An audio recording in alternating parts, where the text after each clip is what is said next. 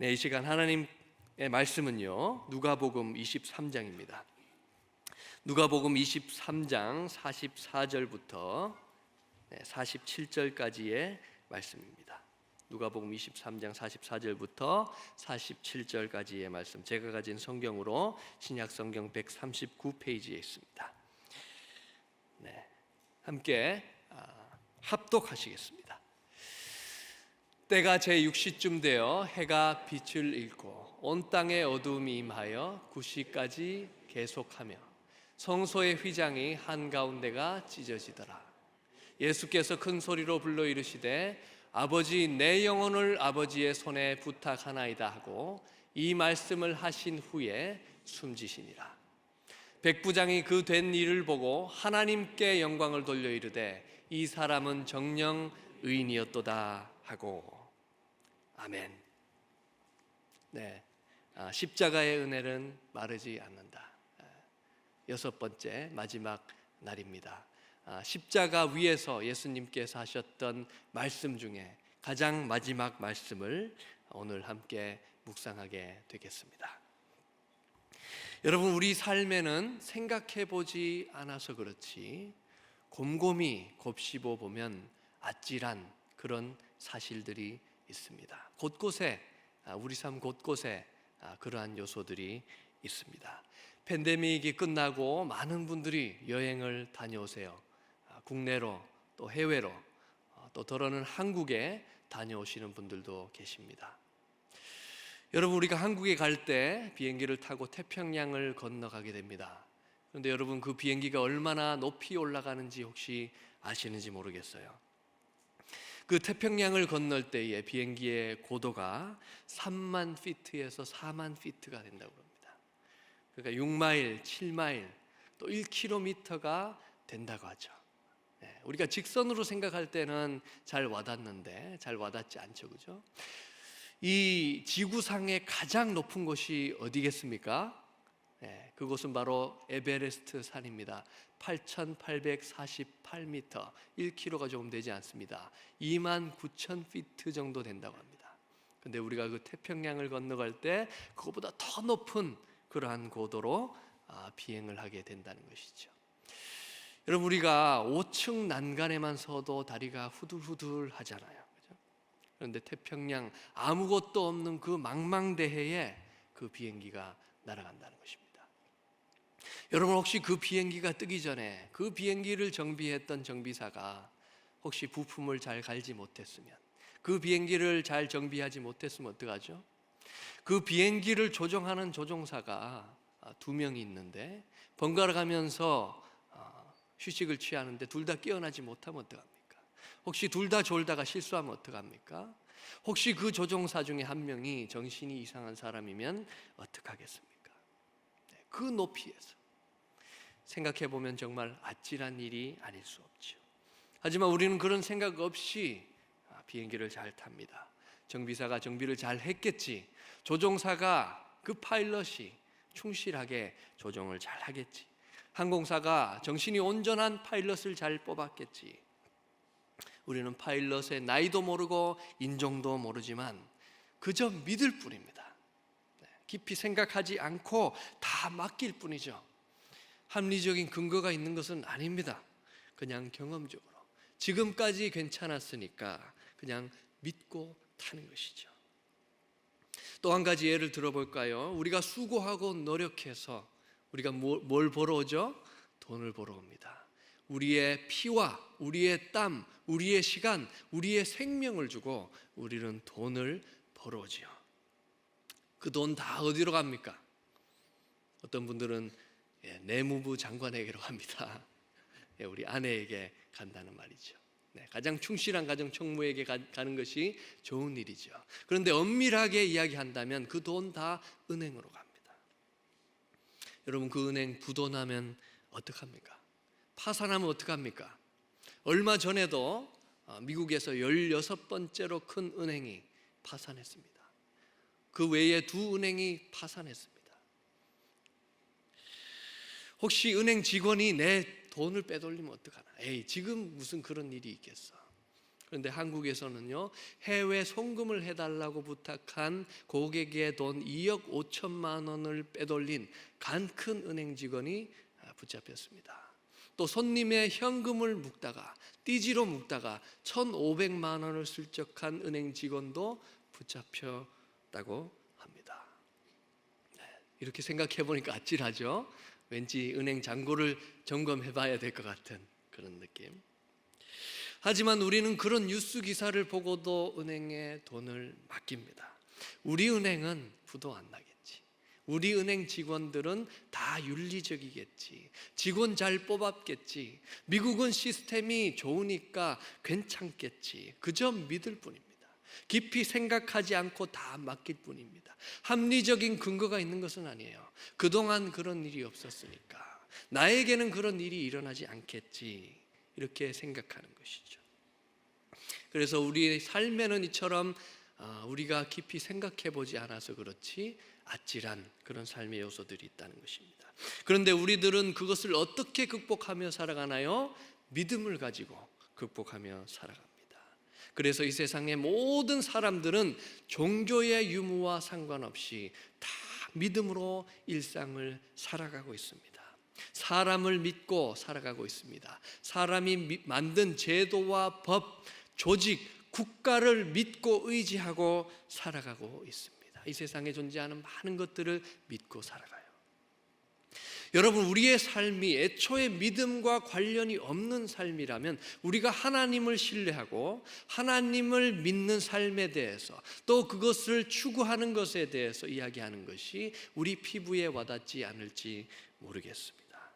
그런데 이렇게 우리의 삶이, 모든 사람의 삶이 이미 믿음을 기반으로 한 삶이라면, 우리의 그 일상의 믿음, 우리의 그 궁극적인 믿음이 어디로 향하게 할 것인가, 그에 대한 이야기는 너무나 중요한 이야기라고 할 수 있죠. 너무나 중요한 문제인 것입니다.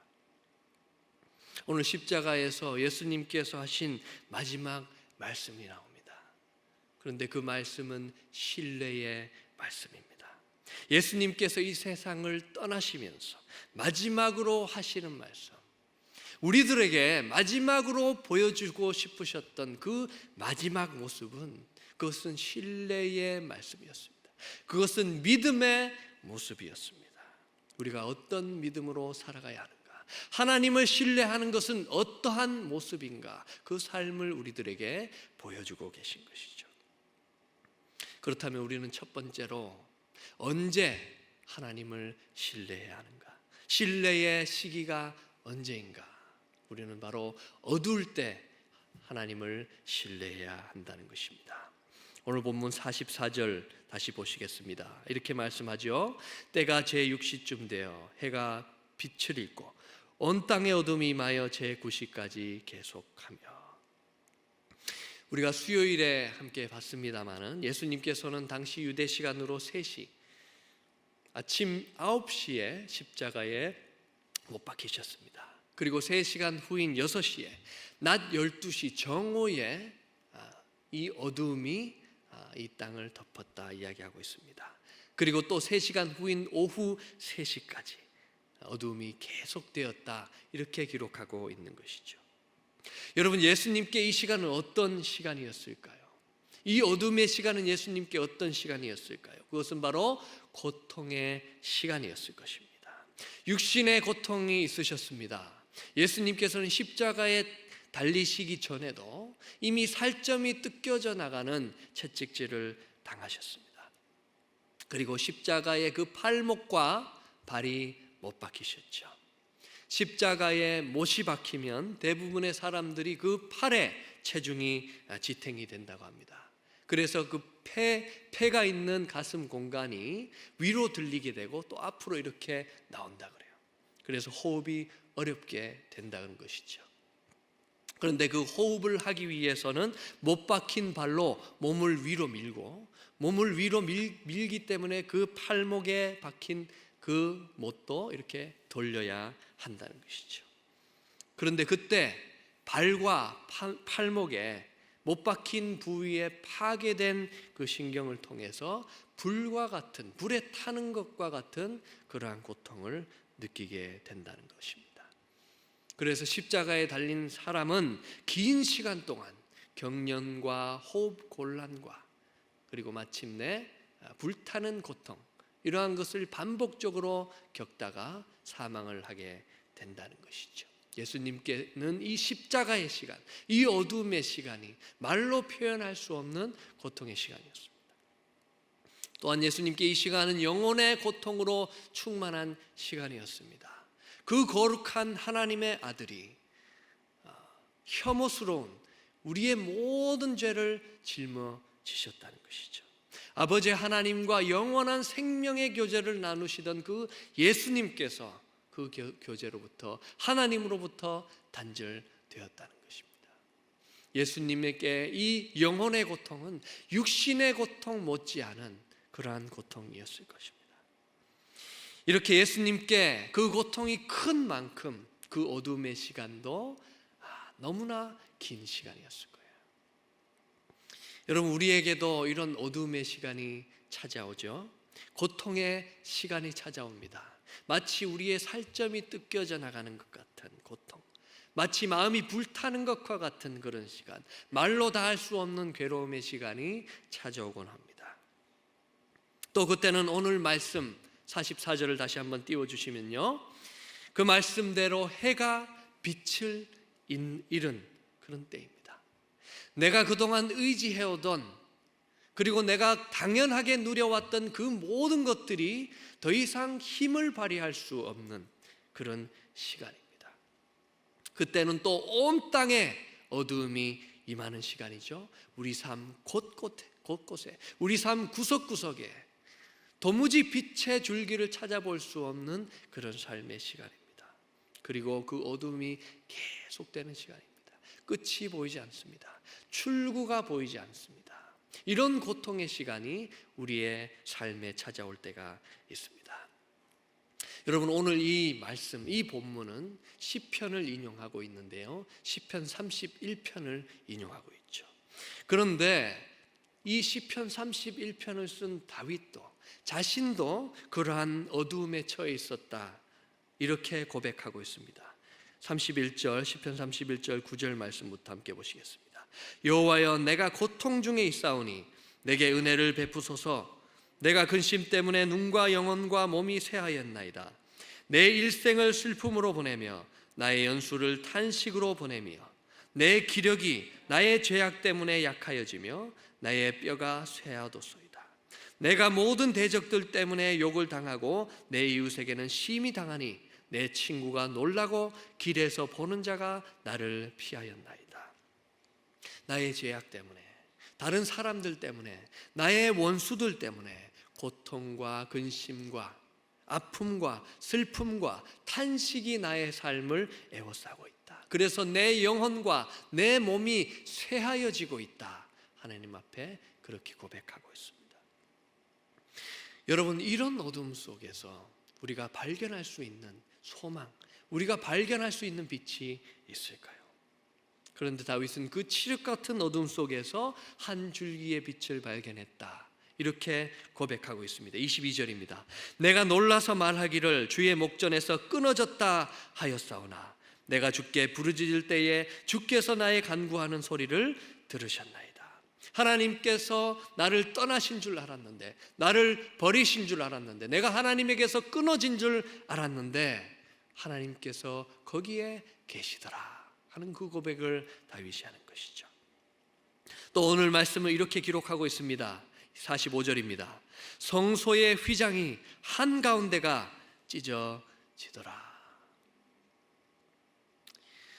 하나님의 성소, 성전 안에는 휘장이 있었습니다. 파티션이 있었습니다. 왜 그런 휘장이 있었는가? 성소는 하나님께서 계신 거룩한 곳이었고 그 하나님 앞에 나아갈 수 있는 죄인은 아무도 없었기 때문에 그렇습니다. 오직 특별히 허락된 제사장만 심판과 생명의 상징인 피를 가지고 그 휘장 안으로 들어갈 수 있었습니다. 그래서 그 휘장이 있었는데 그 휘장이 반으로 갈라졌다는 거예요. 완전히 반으로 찢어졌다는 것이죠. 이제는 그 휘장이 필요 없게 되었다는 것입니다. 왜 그렇습니까? 히브리서 기자는 10장에서 이렇게 말씀하고 있습니다.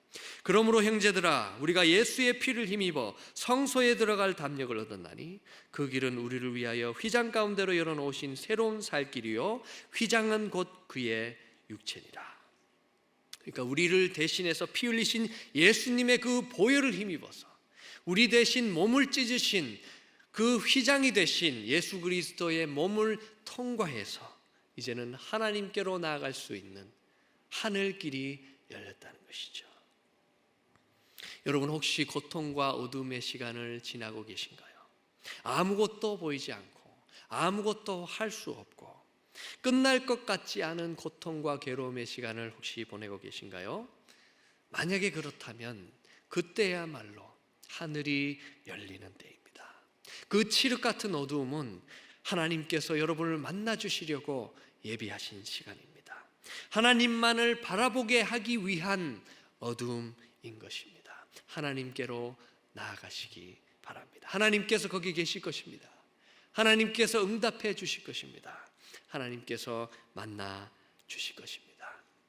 이처럼 가장 어두울 때야말로 하나님을 더욱 신뢰할 때다. 그 사실을 예수님께서 십자가 위에서 보여주고 계신 것이죠. 그렇다면 두 번째로 우리는 하나님을 어떻게 신뢰해야 할까요? 하나님을 신뢰하는 방법이 있다면 그것은 무엇일까요? 46절입니다. 예수께서 큰 소리로 불러 이르시되 아버지, 내 영혼을 아버지의 손에 부탁하나이다 하고 이 말씀을 하신 후 숨지시니라. 예수님께서는 아버지 하나님을 향해서 어떠한 신뢰를 보이셨는가? 예수님은 하나님을 어떻게 신뢰하고 계신가? 첫 번째로 하나님의 능력을 신뢰하고 계십니다. 내 영혼을 아버지의 손에 부탁하나이다. 여러분, 영혼을 책임질 수 있는 존재가 누가 있겠습니까?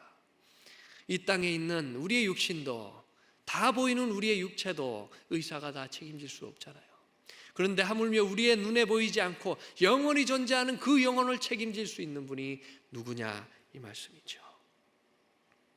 예수님께서는 하나님의 능력을 의지하고 하나님을 신뢰하고 계십니다. 하나님께서는 보이는 세계뿐만 아니라 보이지 않는 세계도 주관하시고 보이지 않는 세계도 다스리시는 위대한 능력의 하나님이시다. 여러분, 하나님을 신뢰하는 것은 그분의 능력을 신뢰하는 것입니다. 두 번째로 예수님께서는 하나님과의 관계를 통해서 하나님을 신뢰하고 계십니다.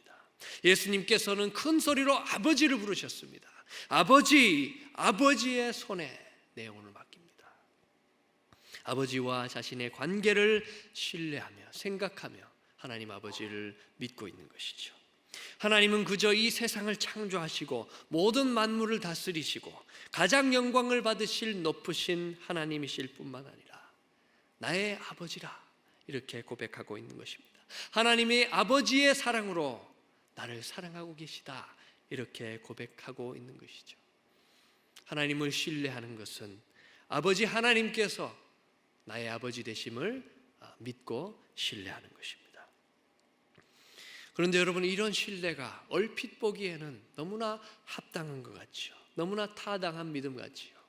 그런데 예수님께서 지금 십자가 위에 있다 하는 그 사실을 생각해 볼 때 한편으로 그것은 너무나 이해가 가지 않는 신뢰입니다. 너무나 공감하기 어려운 그런 믿음이라고 할 수 있겠습니다. 여러분, 당장에 우리 삶의 어두움이 찾아오고 우리 삶의 고통이 찾아올 때 우리에게 드는 생각이 무엇입니까? 하나님의 능력을 의심하게 됩니다. 정말 하나님께서 다 아시는 것일까? 하나님께서는 이런 문제는 해결해 주실 수 없겠지. 하나님께서도 과연 이런 것은 할 수 없으신 거야. 또 하나님의 아버지 되심을 의심합니다. 하나님께서 모든 것을 할 수 있다, 그 능력은 믿지만 이런 일이 내 삶에 있는 것을 보니 하나님께서 나를 버리신 것 아닐까?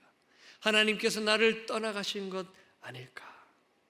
하나님께서 여전히 나를 사랑하고 계신가? 하나님께서 나의 아버지시라면 나의 삶에 어떻게 이런 일이 있을 수 있겠는가? 이렇게 우리가 고통과 어둠의 시간을 맞이하게 되면 자연스럽게 하나님의 그 능력, 하나님의 그 아버지 되심을 의심하게 되죠. 그래서 내가 그 문제, 그 어두움을 벗어나 보려고 애쓰게 되는 것입니다.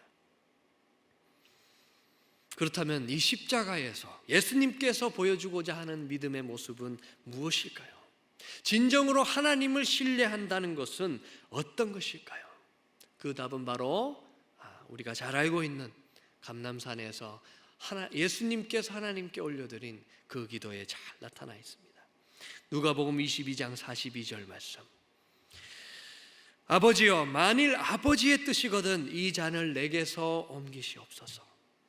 하나님, 내가 바라고 소원하는 대로 하나님 아버지의 능력을 보이시옵소서. 나의 아버지 되심을 증명하시옵소서. 하지만 그 기도의 후반부는 이렇게 기록하고 있어요. 그러나 내 원대로 마시옵고 아버지의 원대로 되기를 원하나이다. 그러나 하나님, 내가 바라고 소원하는 방식이 아니라도, 비록 이해는 가지 않지만, 비록 고통과 아픔이 나의 삶에 있겠지만, 그 고통이 계속될지 모르겠지만 아버지의 그 위대하시고 더 큰 사랑의 계획이 있으시거든 그대로 되기를 원합니다. 예수님께서 십자가 위에서 아버지, 내 영혼을 아버지 손에 맡깁니다 하는 고백 속에는 바로 이 믿음이 들어있는 것이죠. 우리가 함께 본 시편 31편에서 다윗도 같은 고백을 합니다. 13절로 15절입니다. 내가 무리의 비방을 들었으므로 사방이 두려움으로 감싸였나이다. 그들이 나를 치려고 함께 의논할 때에 내 생명을 빼앗기로 꾀하였나이다. 여호와여, 그러하여도 나는 주께 의지하고 말하기를 주는 내 하나님이시라 하였나이다. 나의 앞날이 주의 손에 있사오니 내 원수들과 나를 핍박하는 자들의 손에서 나를 건져주소서. 하나님, 저의 생명이 위협에 처해 있습니다. 저들이 나의 생명을 해하려고 작전을 짜고 있습니다. 내 영혼이 두려움으로 감싸 있습니다. 그러하여도 지금 다윗은 죽게 되었다, 죽을 형편에 처해 있는 그런 상황인데, 그러하여도 어떻게 고백합니까? 주는 내 하나님이시라. 하나님은 내 아버지이십니다. 나의 앞날이 누구 손에 있다는 것입니까? 그들의 손이 아니라 여전히 내가 지금 죽게 되었는데도 그 현실 앞에서도 나의 앞날이 그들의 손이 아니라 하나님 아버지의 손에 있습니다 고백하고 있는 것이죠. 여러분, 진정으로 하나님을 믿고 신뢰한다는 것, 그것은 어떤 것일까요? 그것은 바로 다 이해할 수 없는 고통과 아픔 속에서도 그 하나님의 능력을 믿는 것입니다. 그 하나님의 아버지 되심을 고백하는 것입니다. 비록 아프고 힘들지만 하나님께서 나의 영혼을 책임지실 줄 믿습니다. 하나님, 나의 영혼이 이 상황에 그대로 놓여 있는 것이 아니라 아버지의 손에 있는 줄 믿습니다. 하나님께서는 여전히 목숨을 내어놓는 아버지의 사랑으로 저를 사랑하고 계신 줄 믿습니다. 나를 향한, 내가 바라고 소원하는 그 방식보다도 나를 향한 그 아버지의 계획이, 더 좋은 계획이 이루어지길 원합니다.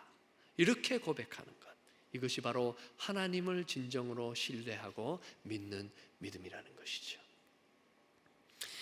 그렇다면 마지막으로 신뢰의 열매, 그 신뢰의 결과는 무엇인가? 오늘 본문 47절 말씀입니다. 백부장이 그 된 일을 보고 하나님께 영광을 돌려 이르되 이 사람은 정녕 의인이었도다 하고. 백부장은 로마 군대의 장교였습니다. 이방인이었단 말이죠. 아마도 이 백부장은 십자가 그 처형 현장에서 죄수들의 그 사형을 집행하고 관할하는 그 군인들의 대장이었을 거예요. 이 사람은 로마 제국의 막강한 권력을 피부로 다 느끼고 있는 사람이었습니다. 로마는 당대의 최첨단 무기로 수많은 민족들을 무릎 꿇렸습니다. 그 로마의 법과 언어와 문화가 전 세계를 다스리던 시절, 전 세계의 흐름을 주도하던 시절이었습니다. 아마도 이 백부장은 그 로마에 대해서 아주 자부심을 가지고 있는 사람이었을 거예요. 그는 이 예수님의 모습을 통해서도 로마의 파워, 로마의 그 권력이 얼마나 대단한지 눈으로 보고 있었을 것입니다. 당시에 사형을 할 권한이 이스라엘에게는 없었어요. 그랬기에 로마의 권력이 어떻게 사람의 그 생명을 좌지우지할 수 있는지 매일 목격하는 그러한 삶을 살아갔던 사람이었습니다. 그 백부장에게 예수님은 그저 피지배민, 그러니까 로마의 그 강력한 권력에 무릎 꿇은 그런 피지배인에 불과했습니다. 그 중에서도 죄인이었습니다. 실패자였습니다. 패배자였습니다. 가장 비참한 죽음을 맞이하는 정말로 불행한 사람에 불과하였습니다. 그런데 이렇게 전혀 예수님을 알 수도, 예수님을 알아볼 수도, 예수님을 인정할 수도 없는 그런 사람의 입에서 놀라운 고백이 나오는 것이죠. 하나님께 영광을 돌려 이르되 이 사람은 정녕 의인이었도다. 또 마가복음에는 이렇게 기록하고 있습니다. 마가복음 15장 39절 말씀 함께 읽겠습니다. 예수를 향하여 섰던 백부장이 그렇게 숨기심을 보고 이르되 이 사람은 진실로 하나님의 아들이었도다 하더라. 그러니까 그는 죄가 없는 의인인 뿐만 아니라 하나님의 아들이다 하는 고백을 이 백부장이 하고 있는 것이죠. 이 백부장의 입에서 어떻게 이렇게 놀라운 고백이 나오고 있는 것일까? 우리는 빌립보서에서 그 대답을 찾을 수 있습니다. 빌립보서 2장 8절로 11절 말씀. 사람의 모양으로 나타나사 자기를 낮추시고 죽기까지 복종하셨으니 곧 십자가에 죽으심이라. 이러므로 하나님이 그를 지극히 높여 모든 이름 위에 뛰어난 이름을 주사 하늘에 있는 자들과 땅에 있는 자들과 땅 아래에 있는 자들로 모든 무릎을 예수의 이름에 꿇게 하시고 모든 입으로 예수 그리스도를 주라 시인하여 하나님 아버지께 영광을 돌리게 하셨느니라. 왜 이렇게 놀라운 일이 나타나게 되었는가? 어떻게 이 백부장의 입에서 놀라운 고백이 나왔는가? 그것은 바로 예수님께서 하나님 아버지를 신뢰하셨고 그랬기에 그 뜻에 복종하셨기 때문이다. 이렇게 고백하고 있습니다. 그 예수님의 신뢰 때문에, 그 하나님을 아버지를 향한 그 예수님의 믿음 때문에 예수님을 인정할 수 없는 그 백부장의 입에서 예수님은 하나님의 아들이다, 또 하나님을 전혀 알지 못했던 우리 모두의 입에서 예수는 나의 주님이십니다 고백하게 그런 열매가 나타나게 된 것이죠. 여러분, 하나님께서 우리로 하여금 이 땅에서 고통과 어둠의 시간을 지나가게 하시는 이유는 무엇입니까? 우리가 고통의 신음 속에서도 하나님의 능력과 그분의 아버지 되심을 신뢰하는 것은 무슨 의미가 있을까요? 그것은 바로 우리의 그 신뢰를 통해서, 우리의 믿음을 통해서 우리만 하나님을 만나고 경험할 뿐만 아니라 우리와 비슷한 고통에 놓인 사람들이 한 줄기 빛을 발견하게 되기 때문입니다. 도저히 하나님을 알 수 없는 사람들이 하나님을 목격하게 될 것이기 때문입니다. 도저히 예수님을 인정할 수도, 예수님을 주라 고백할 수도 없는 사람들이 예수님을 하나님의 아들이다, 예수님은 나의 주님이시다, 예수님을 믿는 역사가 나타나게 될 것이기 때문입니다. 이것이 바로 하나님을 신뢰하는 자가 거두게 될 열매다. 예수님께서는 그것을 오늘 이 십자가 사건을 통해서 보여주고 계신 것이죠. 이처럼 오늘 예수님의 이 땅에서의 마지막 모습을 통해서 우리는 우리를 구원하시기 위해서, 우리를 대신해서 그 죄의 대가를 치르신, 그 죄의 고통을 치르신 예수님의 모습을 보게 됩니다. 뿐만 아니라 우리의 믿음, 우리의 그 믿음의 모범이 되시는, 우리가 따라가야 할 그 믿음의 표본이 되시는 그 예수님의 모습을 볼 수 있습니다. 우리는 어두울 때 하나님을 신뢰해야 됩니다. 고통 중에서도 하나님의 능력, 하나님의 계획, 하나님의 아버지 되심을 찬양하고 고백해야 됩니다. 왜냐하면 그 신뢰는 반드시 열매를 맺게 될 것이기 때문에 우리가 그 고백하는 그 고백을 통해서 도저히 하나님을 알 수 없었던 사람들이 예수 그리스도를 주라 고백하며 나오게 되는 역사가 나타날 것입니다. 그 일을 위해서 하나님께서는 오늘도 우리에게 어둠을 다하게 하신 줄 모르겠습니다. 그 어둠 속에서도 하나님을 끊임없이 믿음으로, 그 능력과 아버지 되심을 끊임없이 신뢰함으로 수많은 하나님께 영광이 되는 열매를 거두시는 모든 열린문의 식구들 되시기를 주님의 이름으로 축원합니다. 함께 기도하시겠습니다.